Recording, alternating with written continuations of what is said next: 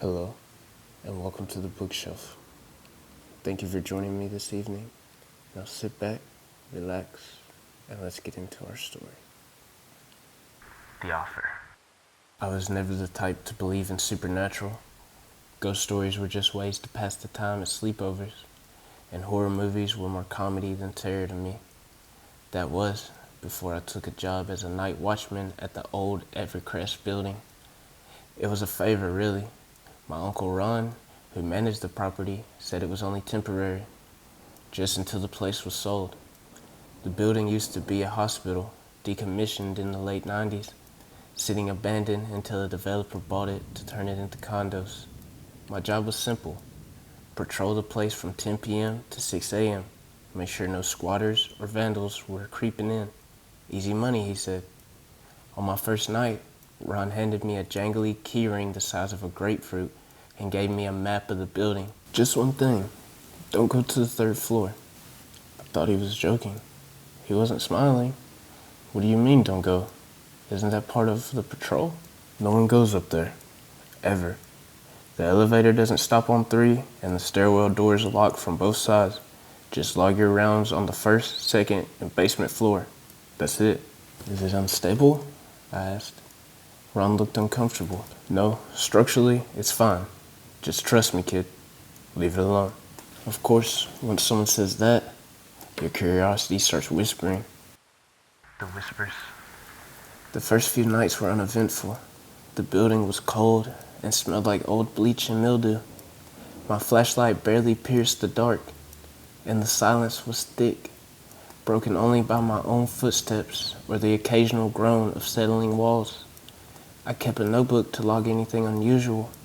The first entry of note came on the 5th night, March 5th, 2:13 a.m. Heard footsteps above me on 2nd floor. Checked, no one there. Logged and moved on. Then things got stranger. March 6th, 3:27 a.m. Whispering from stairwell. Couldn't make out words. Sounded like a woman. Door to 3rd floor still locked. I tried to shake it off. Buildings make noise. Echoes plays tricks. But every night, the whispers got clearer. They weren't conversations, just a single voice, like a chant or a lullaby, repeating a phrase I couldn't quite catch. I stopped listening to music during rounds. My ears needed to stay sharp. March 8th, 1:45 a.m. Found a dead bird on 2nd floor landing. Neck snapped. No windows nearby. Cleaned up, logged it. March 9th, 3:03 a.m. Voice said my name, whispered 3 times. Eli, Eli, Eli.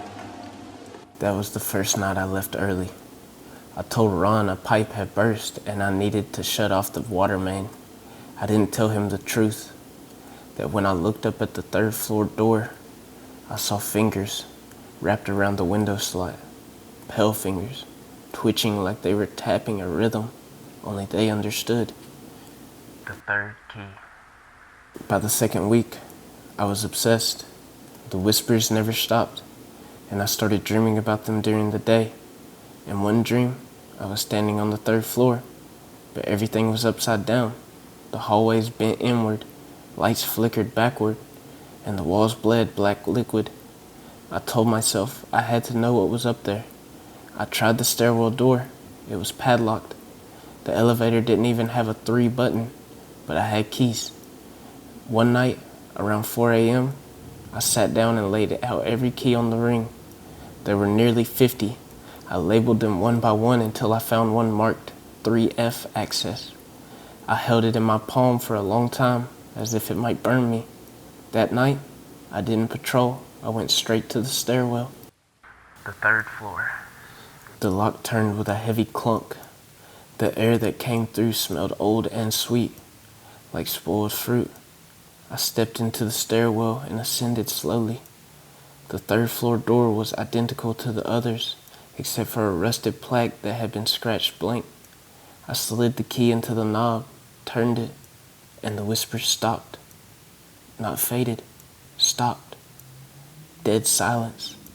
I opened the door.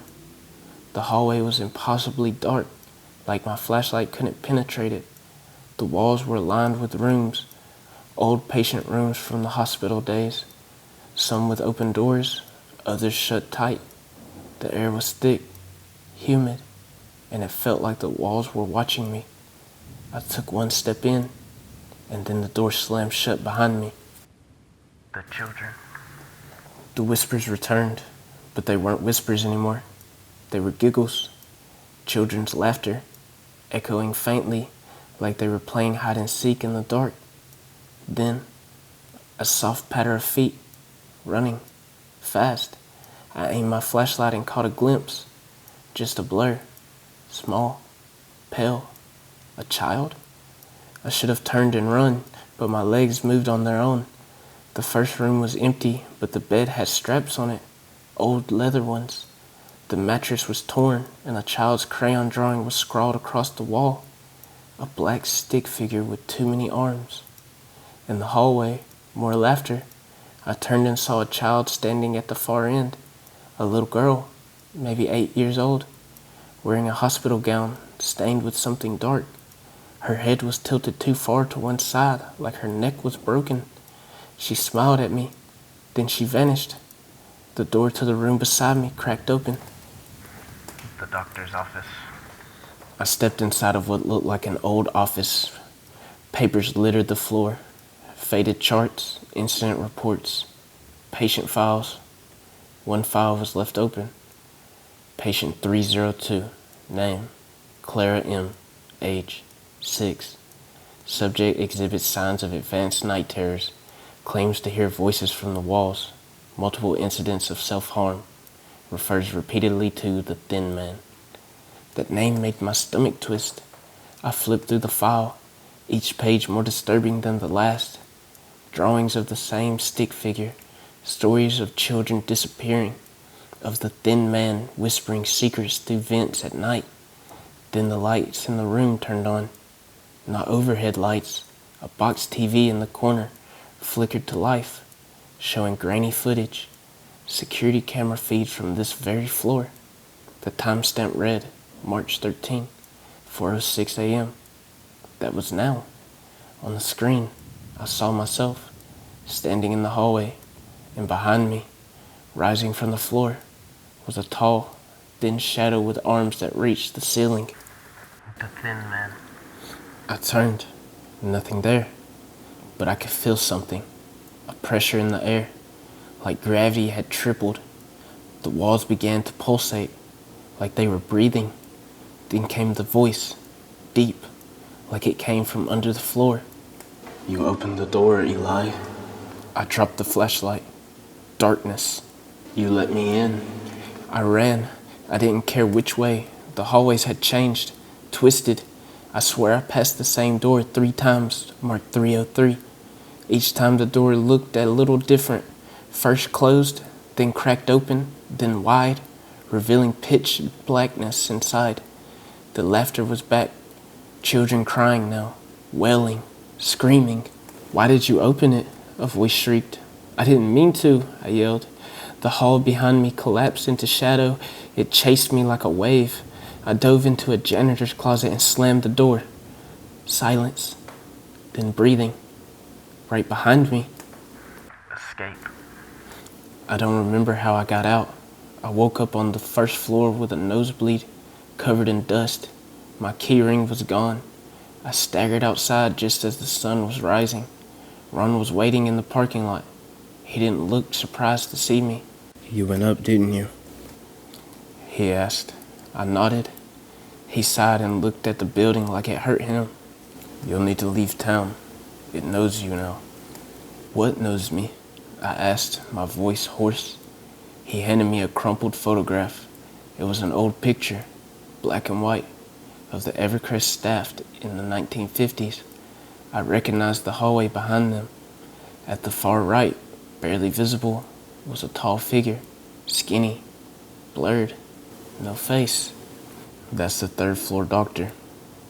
He did things to the kids. They said he fed them to it, or maybe he was it. No one really knows. I left that day. now? It's been a year. I live 3 states away. I sleep with the lights on. I haven't spoken to Ron since. But sometimes, late at night, I hear a knock at the door. 3 knocks. Then a whisper, "Eli, you let me in." And each time, the light flickers, and I see tiny handprints appear on the windows. I don't open the door. Not yet.